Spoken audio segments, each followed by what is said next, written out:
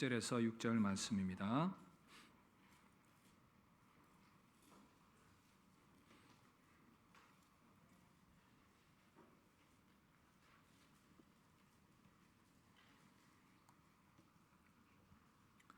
마가복음 6장 1절에서 6절 말씀 교독하겠습니다. 예수께서 거기를 떠나사 고향으로 가시니 제자들도 따르니라. 안식일이 되어 회당에서 가르치시니 많은 사람이 듣고 놀라 이르되 이 사람이 어디서 이런 것을 얻었느냐? 이 사람이 받은 지혜와 그 손으로 이루어지는 이런 권능이 어찌 됨이냐? 이 사람이 마리아의 아들 목수가 아니냐? 야고보와 요셉과 유다와 시몬의 형제가 아니냐?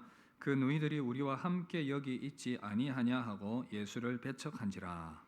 예수께서 그들에게 이르시되 선지자가 자기 고향과 자기 친척과 자기 집 외에서는 존경을 받지 못함이 없느니라 하시며 거기서는 아무 권능도 행하실 수 없어 다만 소수의 병자에게 안수하여 고치실 뿐이었고 그들이 믿지 않음을 이상히 여기셨더라. 아멘. 할렐루야. 오늘은 여러분들과 함께 우리의 믿음의 생활 가운데에서 이 선입견에 대한 부분들을 좀 다루기를 원합니다. 그래서 제목을 선입견을 넘어 믿음으로라는 제목으로 말씀을 나누도록 하겠습니다.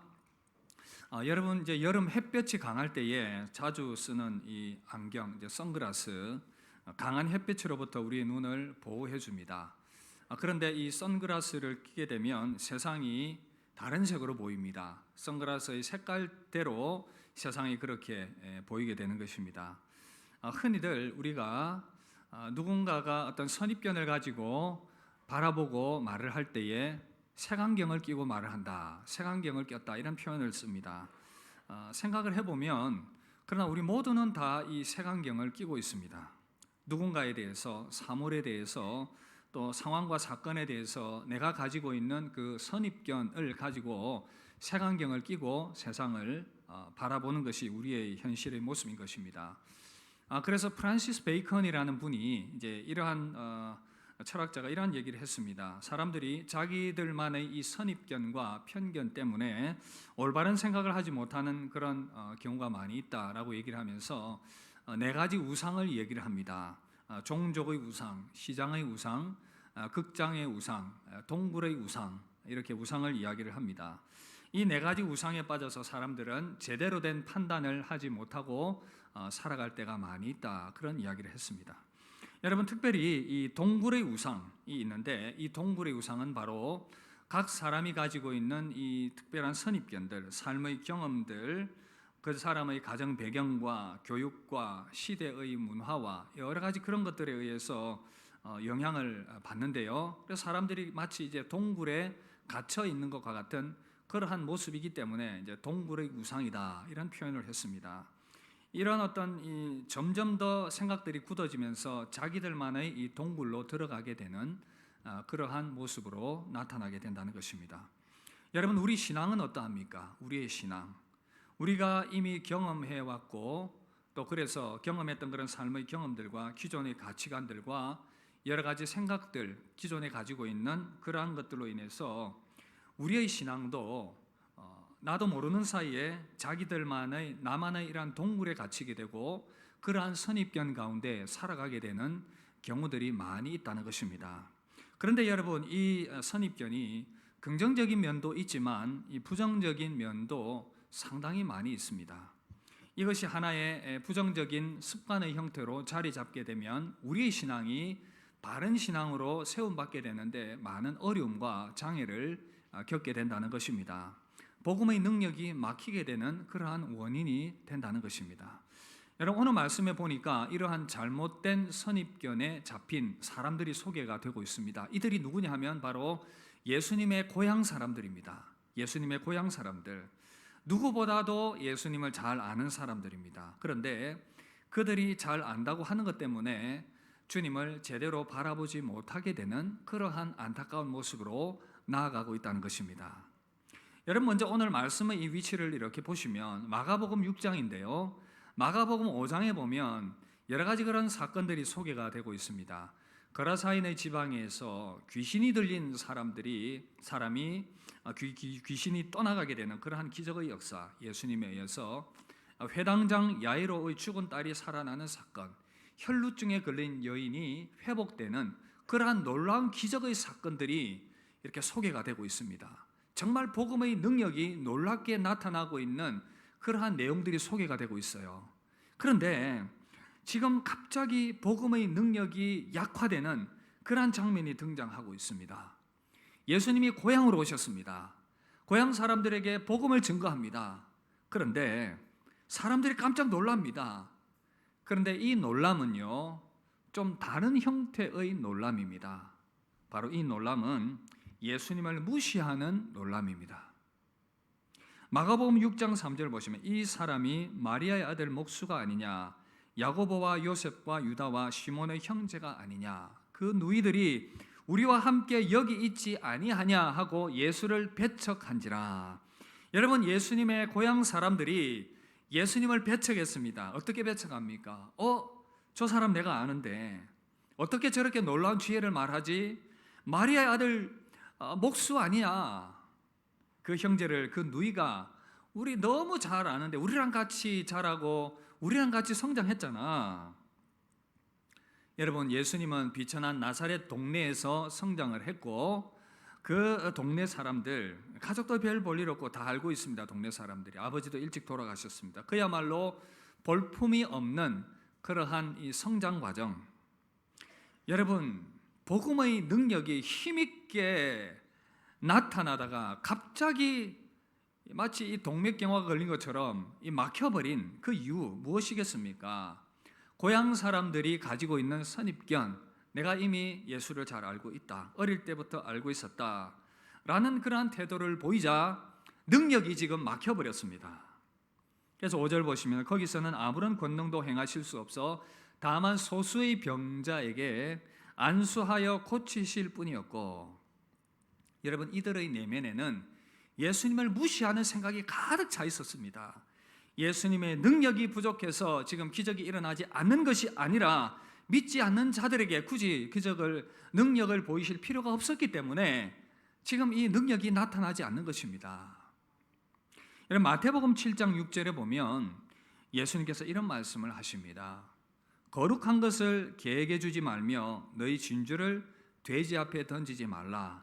그들이 그것을 발로 밟고 돌이켜 너희를 찢어 상하게 할까 염려하라. 여러분, 다소 충격적인 말씀이지 않습니까? 이 말씀 보시면 복음과 하나님의 나라, 이것을 참 알고 그것을 귀하게 여기는 사람들에게는 너무나도 소중한 것인데, 그것을 가벼이 여기는 사람은 이것을 너무나 함부로 대한다는 것입니다. 그래서 거룩한 것을 개에게 주지 말라, 진주를 돼지 앞에 던지지 말라. 그 복음의 귀한 것을 귀하게 여기지 않는 사람은 함부로 짓밟고 마음대로 말하고 마음대로 행동한다는 것입니다. 그런 자들에게 복음의 능력은 결코 나타나지 않습니다. 여러분, 이 시대도 다를 바가 없습니다. 예나 지금이나 복음은 능력 있게 선포되고 그 복음을 받아들이는 사람들도 천차만별입니다. 복음을 능력 있게 그 능력을 경험하는 자들이 있는가 하면 그렇지 않은 자들이 있습니다. 왜 그렇겠습니까? 잘못된 선입견들, 내가 좀 예수님을 알고 있다, 내가 예수를 알고 있다, 들어봤다. 그러나 저는 믿지 않는 사람들까지 다 이야기하고 싶지는 않습니다. 이 시간에 그들의 선입견까지 말하기는 너무나도 시간이 부족하고, 저는 믿음을 가졌다라고 생각하는 여러분들에게 도전하고 싶습니다. 여러분들은 과연 이 복음의 능력이 제대로 역사하는 그러한 삶을 경험하고 있습니까? 만약 그렇지 못하다면 내가 가지고 있는 그런 잘못된 선입견들, 내가 주님을 좀 알고 있다라고 생각하는 그 어설픈 지식이 예수님을 제대로 알고 참된 믿음으로 나아가는데 방해가 되고 있지는 않습니까? 예수님을 좀 안다라고 하는 그 선지식이 우리를 참된 믿음으로 나아가지 못하게 만들고 있지는 않습니까? 여러분, 그런 것들이 어떤 것이 있겠습니까? 예를 들면 교회의 전통 아니겠습니까? 좋은 교회의 전통은 지켜나가야 하겠지만, 그런데 여러분, 전통 가운데에서도 긍정적인 것이 있고 부정적인 것이 있습니다. 그런데 그 잘못된 부정적인 것들을 계속 붙들고 있으면 바른 믿음으로 나아가는데 상당히 방해가 된다는 것이죠. 여러분 성경에 보면 대표적으로 이 바리새인과 서기관들이 가지고 있던 그러한 잘못된 이 전통 때문에 예수님을 제대로 알고 믿음으로 고백하는데 상당한 그들이 어려움이 있었습니다. 여러분 또 어떤 분들은 자기의 그 신앙 경험과 지식을 지나치게 믿는 사람들, 그래서 자기만의 이 철학과 생각이 굳게 굳어져 있습니다. 성경을 잘 알고 교회의 생리도 잘 알기 때문에 내가 주님을 좀 안다 라고 생각을 하는데 그런 것들이 또 방해가 되는 것입니다. 그리고 또 어떤 분들은 개인의 삶의 경험들, 이런 경험들이 주님 앞에 온전히 나아가는데 방해가 됩니다. 뭐 좋은 경험들은 괜찮겠지만 부정적인 경험들, 인생의 경험들, 예컨대 어떤 분들은 하나님을 아버지로 부르는데 굉장한 어려움을 가지고 있습니다. 유인즉 어려서부터 아버지로부터 학대를 당했다든지 엄하게 아버지의 교육을 받았다든지 그러면 하나님을 향해서 친근하게 아빠, 아버지라고 부르는데 굉장한 불편함이 있는 것입니다. 제가 아는 어느 목사님도 그런 간증을 했습니다. 정말 자기가 성장하기까지 하나님을 아버지로 부르는데 굉장히 어려움이 있었다고. 엄격한 아버지, 항상 야단치고 화를 내고 분노하시는 그 아버지 밑에서 하나님을 아버지로 부르는데 굉장한 불편함이 있었다. 그런 이야기를 하는 것을 들을 수가 있었습니다. 여러분, 그러나 여러분들에게 도전합니다. 여러분들은 예수님을 잘 알고 계십니까? 여러분들은 예수님을 얼마나 알고 계십니까? 제가 어느 성도님과의 대화 가운데에서 그런 사적인 대화 가운데 그런 이야기를 하는 것을 들을 수가 있었습니다. 제가 아내랑 수십 년을 살았는데 아직도 아내에 대해서 잘 모르겠습니다. 그런 이야기를 했습니다. 결혼 안 하신 처녀 총각들이 이게 무슨 얘기인지를 잘 모르실 텐데 저도 한 20년을 살아보니 이게 무슨 얘기인지를 좀 알겠더라고요. 살면 살수록 상대방에 대해서 안다고 생각했지만 다 아는 것이 아닌 것입니다. 여러분 하물며 우리가 하나님이신 하나님을 안다라고 했을 때에, 하나님의 아들 예수 그리스도를 안다라고 했을 때에 우리가 알고 있는 그 지식의 제한적인 것들로 그것을 가지고 내가 주님을 다 안다라고 말한다라는 것은 너무나도 참 잘못되고 교만한 생각이라는 것이죠. 그래서 예수님 안에 있는 너무나도 엄청난 보화와 깊이가 있는데 여러분 그것을 우리가 더욱더 캐내야 하는 것입니다. 골로새서 2장 2절 3절 우리 이 말씀 함께 읽겠습니다. 이는 그들로 마음의 위안을 받고 사랑 안에서 연합하여 확실한 이의 모든 풍성함과 하나님의 비밀인 그리스도를 깨닫게 하려 함이니 그 안에는 지혜와 지식의 모든 보화가 감추어져 있느니라. 아멘. 아멘. 히트 좀 꺼주시고요. 지혜와 지식의 모든 보화가 감추어져 있다라고 말씀을 하고 있습니다. 여러분 예수님 안에 이렇게 이 보화가 감추어져 있는데 예수님에 대해서 우리가 아직 모르는 것들이 많은데 우리의 어설픈 이 선입견과 지식으로 예수님을 안다라고 교만한 태도를 보일 때가 참 많이 있다는 것입니다. 만약 내 안에 그런 모습이 있다면 여러분 우리에게 필요한 것이 무엇이겠습니까? 새로운 변화에 대한 결단입니다. 여러분 그러면 우리는 어떻게 이 선입견을 버리고 바른 믿음으로 나아갈 수가 있겠습니까? 여러분 그런 안타깝게도 사람들이 이 참 변화한다라는 것, 생각이 바뀐다는 것은 참 쉬운 일이 아닙니다. 미국 경제 저널인 패스트 컴퍼니에서 실린 한 기사에 의하면 심장병에 걸린 심장 질환자 90%는 의사로부터 이런 이야기를 듣습니다. 당신이 지금 삶의 습관을 바꾸지 않으면 죽습니다. 그런데 여러분 놀라운 사실은요, 그 이야기를 듣고도 변화를 택하지 않고 죽는 사람의 비율이 훨씬 많다고 합니다. 많은 사람들이 여전히 나는 죽어도 나의 선입견과 나의 삶의 방식을 고집할 거라고 외칩니다. 그렇게 고집하면 우리 신앙의 생명력이 죽어갈 것이다 라고 말하는데도, 더 이상 신앙의 활기를 가질 수 없다라고 말하는데도 죽겠다고 합니다. 여러분 그러나 변화되어야 합니다. 여러분 이 변화를 위해서 무엇이 필요하겠습니까? 모든 굳은 가치관과 묵은 생각을 깨뜨리고 새롭게 기경해야 합니다. 호세아 10장 12절 보시면 이렇게 말씀합니다. 너희 묵은 땅을 기경하라. 지금이 곧 여호와를 찾을 때니. 여러분 영어 성경에 보니까 break up your unplowed ground. break up 하라. 깨트리라. 기경하지 않고 단단하게 굳어 있는 너희의 마음밭을 다시금 깨트려라. 그렇게 말씀하고 있습니다. 모든 굳어져 있는 가치관과 굳어져 버린 생각들이 새롭게 깨어지고 갈아엎어져야 새로운 출발이 가능한 것입니다. 여러분 마태복음 9장 17절 주님이 이렇게 말씀하셨어요. 우리 이 말씀 함께 읽겠습니다. 시작. 새 포도주를 낡은 가죽 부대에 넣지 아니하나니 그렇게 하면 부대가 터져 포도주도 쏟아지고 부대도 버리게 됨이라. 새 포도주는 새 부대에 넣어야 둘 다 보존되느니라. 여러분 새 술은 새 부대에 담아야 됩니다. 새 술은 새 부대에 담아야 됩니다. 새 술은 새 부대에 담아야 됩니다. 그래서 여러분들이 그 굳어져 있는 그런 모든 가치관들 다 버리고 성경적인 원리 가운데 새롭게 우리의 신앙의 가치관들이 정립되어야 한다는 것입니다. 여러분 성도들은 어떤 자들입니까? 모든 생각과 가치관들을 새롭게 정립하여서 새 사람을 입는 사람들입니다. 골로새서 3장 10절 이렇게 말씀합니다. 새 사람을 입었으니 이는 자기를 창조하신 이의 형상을 따라 지식에까지 새롭게 하심을 입은 자니라. 계속해서 성경적인 원리로 우리의 묵은 가치관과 잘못된 생각들, 그런 전통들, 습관들을 깨트리고 새로워지려고 하는 모습이 필요합니다. 여러분 어떻게 새롭게 될 수 있겠습니까? 먼저는 내가 가지고 있는 이 선입견이 틀리고 잘못될 수 있다는 것을 인정을 하고 배움의 자세를 가져야 됩니다. 내가 가지고 있는 그 생각과 가치관이 잘못될 수 있다는 것을 인정을 하고 배움의 자세를 가지는 것. 여러분 우리가 운동을 배우거나 기술을 습득하거나 혹은 이 지식을 배울 때에 항상 알고 있는 선지식이 방해가 될 때가 많이 있습니다. 운동의 예를 들어보면 제가 미국에 있을 동안에 운동을 이제 테니스를 했습니다. 테니스를 한 이유는 너무 단순합니다. 돈 안 드는 운동이기 때문에. 동네에 가면 다들 이렇게 그냥 이 테니스장이 있어요. 그리고 이제 야간에도 불을 켜고 그냥 테니스 치면 됩니다. 거기서 뭐 입장료를 받는다든지 그런 거 없습니다. 그냥 가서 불 켜고 이제 테니스 치면 되는 겁니다.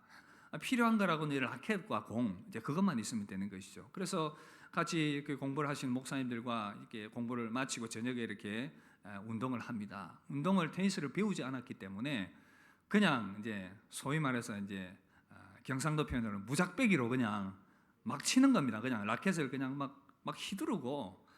여러분 이제 그렇게 하니까 재미는 있어요. 공 넘기는 재미, 공 넘기는 재미.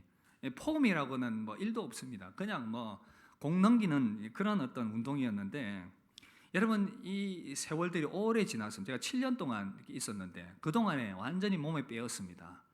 그리고 이제 한국에 돌아와서 제대로 이제 테니스를 배워봐야 되겠다. 테니스를 잘 치시는 이 분에게 제가 이제 레슨을 받게 되었는데 여러분 정말 힘들었습니다. 어설프게 알고 있던 그 테니스 너무 도움이 안 되었습니다. 자꾸만 이렇게 가르쳐 주는데요. 이전에 알던 방식으로 자꾸 내 몸이 돌아가려고 하는 것입니다. 그래서 제가 어떤 생각한지 아십니까? 아예 안 하는 게 나을 뻔했다. 차라리 그냥 안 하는 게 나을 뻔했다. 아예 백지 상태에서 차라리 새롭게 레슨을 하면서 배우는 게 훨씬 낫지 않았을까 그런 생각을 했습니다. 몸에 배어있는 습관이 그렇게 바뀌지 않더라고요. 여러분 그래서 우리의 경험과 지식과 전통도 마찬가지입니다. 우리 안에 내면화되어 있는 이런 습관들, 신앙의 전통들 정말 이 안 좋은 것임을 알매도 불구하고 바뀌지 않습니다. 그것이 또 맞다라고 생각을 하면 성경적으로 맞지 않는데 맞다라고 생각하면 더 바꾸기 힘든. 그래서 저는 여러분들을 도전합니다. 다시금 말씀의 기준으로 우리 자신의 모습을 한번 돌아보시길 바랍니다. 잘못된 것은 바로 잡을 수 있는 그러한 이 은혜, 그러기 위해서는 먼저 깨닫는 것이 필요합니다. 내가 가지고 있는 선입견이 잘못될 수도 있구나.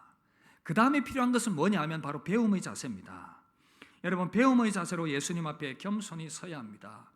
여러분 이 고향 사람들, 예수님의 고향 사람들의 문제점은 내가 예수를 잘 아는데 저 청년에게 배울 게 뭐가 있는가?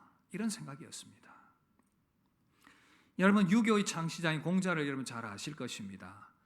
공자가 참 그런 생각을 해봅니다. 만약 예수님 시대 때 이분이 복음을 들었다면 예수님을 믿지 않았을까? 왜냐하면 이분이 이제 학에 대해서, 배움에 대해서 아주 강조했습니다. 우리 모두가 잘 알고 있는 이 논어의 시작에 보면 학이 시습지 불역이로, 뭡니까? 배우고 익히면 또한 즐겁고 기쁘지 아니한가. 그래서 유교의 중요한 가르침은 배움입니다. 학. 그래서 죽고 나서도 이 비석에다가 학생이라는 표현을 쓰지 않습니까? 인생을 배우다 간 사람이다. 겸손합니다. 여러분, 하물며 진리를 발견한 그리스도인 저와 여러분들은 더욱더 그 진리를 배우고자 하는 겸손함 가운데 나아가야 하지 않겠습니까?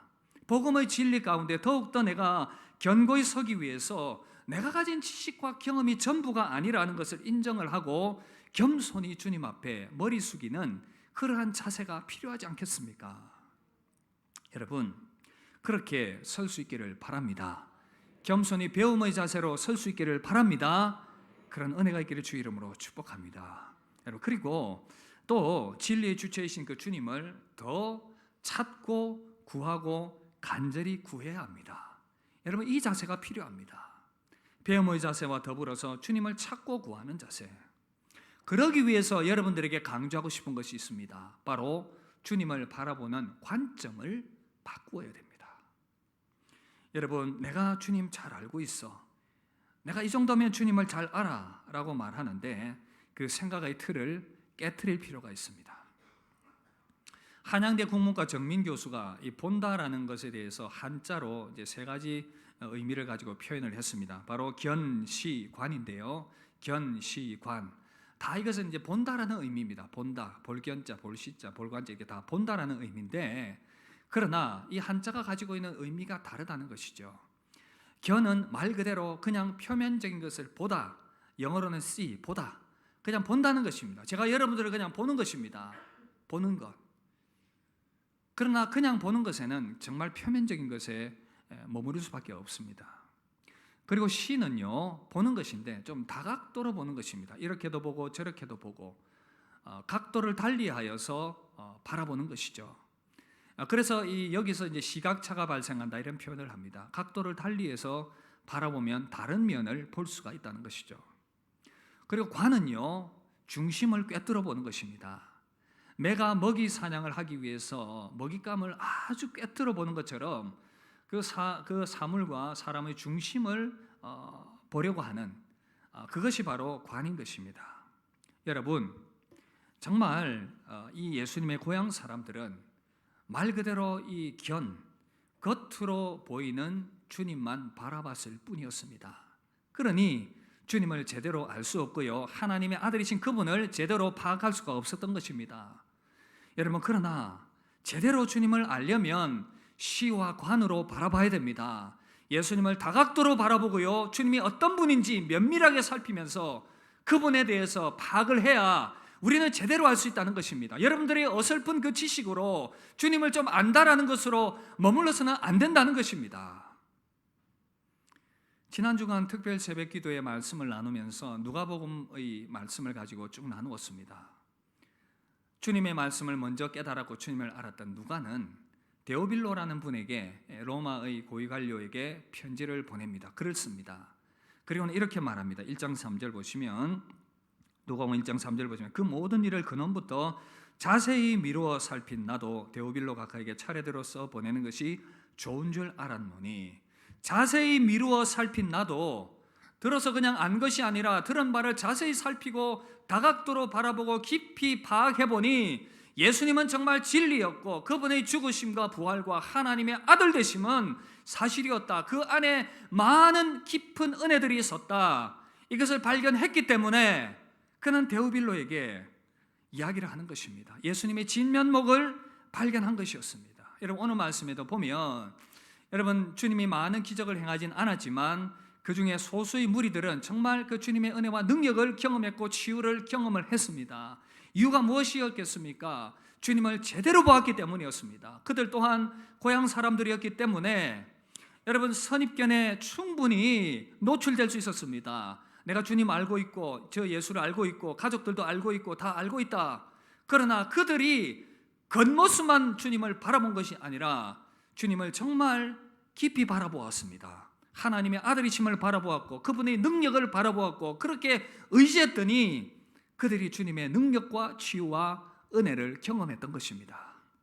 여러분, 여기에 답이 있습니다. 우리도 주님 좀 안다, 내가 신앙생활 오래 했다, 그래서 내가 예수님 안다 라고 생각을 하면 그 순간 주님의 능력은 멈춰버립니다.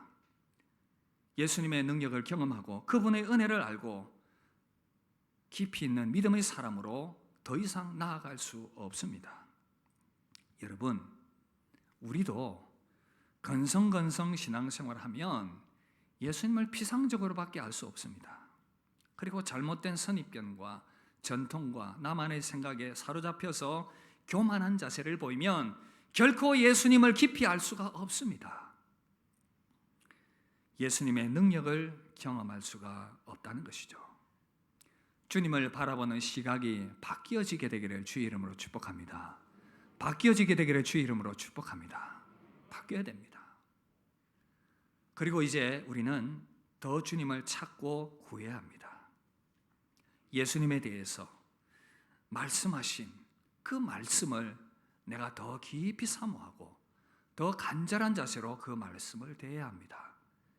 그리고 그 주님을 알기 위해서 간절한 마음으로 기도로 겸손하게 나아가야 합니다. 특별히 우리가 말씀을 강조하고 있는데 그 말씀을 사모하고 예수님을 깊이 알고자 하는 그 갈망을 계속 유지할 수 있기를 바랍니다. 지난 시간에 제가 베레아 사람들에 대해서 말씀을 드렸는데 여러분, 함께 이 말씀 사도행전 17장 11절 베레아 사람들의 마음의 자세를 다시 한번 더 확인해 보도록 하겠습니다. 함께 읽겠습니다. 시작. 베레아 사람들은 데살로니가 사람들보다 신사적이어서 간절한 마음으로 말씀을 받아들이며 그것을 확인하려고 날마다 성경을 연구하였다. 여러분, 간절한 마음으로 말씀을 받아들이며 그것을 확인하려고 날마다 성경을 연구하였다. 성북교회 안에 베레아 사람들이 이제 생겨나고 있습니다. 여러분, 사진을 한번 확인해 보실까요? 한번 띄워주십시오. 예, 베레아 사람들입니다. 그죠? 직장에서도 말씀을 저렇게 깊이 있게 보고 있습니다. 뒷모습만 보여서 누군지 잘 모르겠고요. 그리고 지금 TV 화면에 암송 구절을 저렇게 붙여놓고 저렇게 암송을 하려고 애를 쓰고 있습니다. 여러분들의 표정이 상당히 불만스럽습니다. 왜 그렇습니까? 편안하게 도전을 받으셔야지 지만절하나 이게 아니라 나도 말씀 가운데 나아가야 되다. 겸손한 마음으로 그렇게 여러분 나아가실 수 있기를 바랍니다. 여러분, 믿음의 사람 다윗도 정말 주님을 간절히 찾고 구했습니다. 시편 42편 1절 우리 함께 읽읍시다. 하나님이여, 사슴이 시냇물을 찾기에 갈급함같이 내 영혼이 주를 찾기에 갈급하나이다. 여러분, 사슴이 시냇물을 찾아서 냇가로 가게 될 때에 그 순간이 얼마나 위험한 순간인지 아십니까? 맹수가 그 순간을 기다리고 있습니다. 사슴은 그 물을 마시기 위해서 물을 한 모금 마시고 좌우를 살피고 또 한 모금 마시고 좌우를 살피고 생명을 걸고 목숨을 걸고, 왜냐하면 맹수의 위협이 있지만 내가 그래도 물을 마시지 않으면 내가 죽으니까. 여러분, 이 자세를 우리가 배워야 되겠습니다. 사단이 우리를 삼키려고 그렇게 우리를 응시하고 있지만 우리가 그 말씀을 먹고 취하고 마시지 않으면 우리가 죽으니까, 그래서 우리가 목숨 거는 각오로 그 말씀을 찾고 구하고 갈급한 심령으로 나아가야 한다는 것입니다. 그런 자세로 나아갈 때에, 그런 모습으로 나아갈 때에 우리는 주님의 능력을 경험하게 될 줄 믿습니다. 주님의 은혜를 경험하게 될 줄 믿습니다. 우리에게 이 모습이 필요하다는 것입니다. 그렇게 나아가게 될 때에 어떻게 됩니까? 마태복음 5장 6절 의에 줄이고 목마른 자는 복이 있나니 그들이 배부를 것이며. 할렐루야. 여러분, 그래서 저는 여러분들을 도전합니다. 우리의 모든 굳어져 있는 가치관 버리고 내가 주님 좀 알고 있다라는 생각 내려놓고 다시금 겸손한 마음으로 하나님의 아들 예수 그리스도를 찾고 구하시기를 주의 이름으로 축복합니다. 그럴 때에 그 안에 담겨져 있는 보화와 그 안에 담겨져 있는 모든 소중한 것들이 여러분들의 것이 될 것입니다. 말씀 마무리하겠습니다. 여러분, 하나님은 저와 여러분들이 더 새로운 믿음과 더 깊은 은혜 가운데 나아가길 원합니다. 그런데 여러분, 저와 여러분들이 가지고 있는 잘못된 선입견과 이미 예수님을 알고 있다라는 그 생각들, 그것 때문에 더 깊은 은혜의 자리로 나아가는데 방해를 받고 있지 않습니까? 그렇다면 내려놓으시길 바랍니다. 오늘 말씀 우리에게 도전합니다. 다시금 우리의 생각을 새롭게 하라고요. 모든 선입견과 교만한 생각 내려놓고 순수하고 진실된 마음으로 우리의 시각을 바꾸고 배움의 자세를 가지고 주님을 찾고 구하라 말씀하십니다.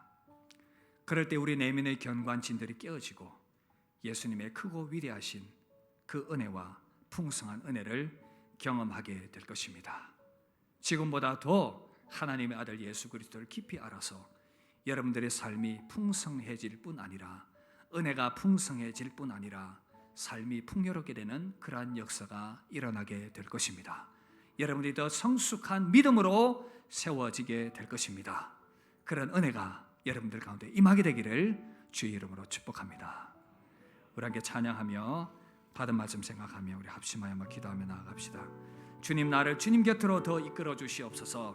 간절히 주님께로 나아가오니 우리 가운데 예배한 은혜를 허락하여 주시옵소서. 함께 찬양하며 나아갑시다. 주께 가까이 날 이끄소서. 주께 가까이, 주께 가까이 날 이끄소서. 간절히 주님만을 원합니다. 채워주소서. 주의 사랑을 진정한 찬양 드릴 수 있도록 주님, 우리를 주님 가까이 이끌어 주시옵소서. 주께 가까이 날 이끄소서. 간절히 주님만을 원합니다. 채워주소서. 채워주소서. 주의 사랑을 진정한 찬양 드릴 수 있도록 목마른 나의 영혼, 목마른 나의 영혼 주를 부르니 나의 맘 만져 주소서. 주님만을 원합니다. 주님만을 원합니다. 더 원합니다. 나의 맘 만져 목마른 나의 영혼, 목마른 나의 영혼 주를 부르니 나의 맘 만져 주소서. 주님만을 원합니다. 주님만을 원합니다. 더 원합니다. 나의 맘 만져 주소서.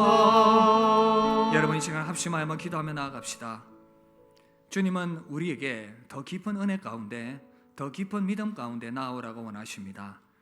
주님은 우리에게 더 많은 것들을 보여주길 원하시고 더 많은 것들을 알려주길 원하십니다. 그런데 우리가 가지고 있는 선입견들과 내가 주님을 알고 있다라고 하는 그 선지식, 제대로 알지 못하는 그 지식 때문에 주님께 나아가는데, 온전히 우리가 주님을 알아가는데 참 많은 방해가 있었음을 보게 됩니다. 여러분들의 모든 그러한 지식들, 선지식들, 전통들, 주님을 바로 바라보지 못하게 만드는 것들 다 내려놓으십시오. 그래야 새로운 은혜가 시작됩니다. 새 술은 새 부대에 담궈야 합니다. 여러분들의 모든 그런 내면에 자리 잡고 있는 그런 선입견들, 그런 생각들 다 내려놓으시고 주님이 우리에게 주시는 그 새 은혜를 받을 준비를 하시길 바랍니다. 그래서 여러분 기도합시다. 주님, 다시금 내 안에 주님을 깊이 알 수 있도록 은혜를 더하여 주시옵소서. 새로운 시각으로 주님 바라보게 하여 주시고 바른 믿음으로 세움받게 하여 주시옵소서. 우리의 생각과 우리의 마음을 주의 은혜로 새롭게 하여 주셔서 2023년 더 깊은 은혜 가운데 주님을 제대로 아는 그런 믿음 가운데 세움받는 우리의 믿음이 되게 하여 주시옵소서. 우리 합심하여 한번 기도하도록 하겠습니다. 기도하겠습니다.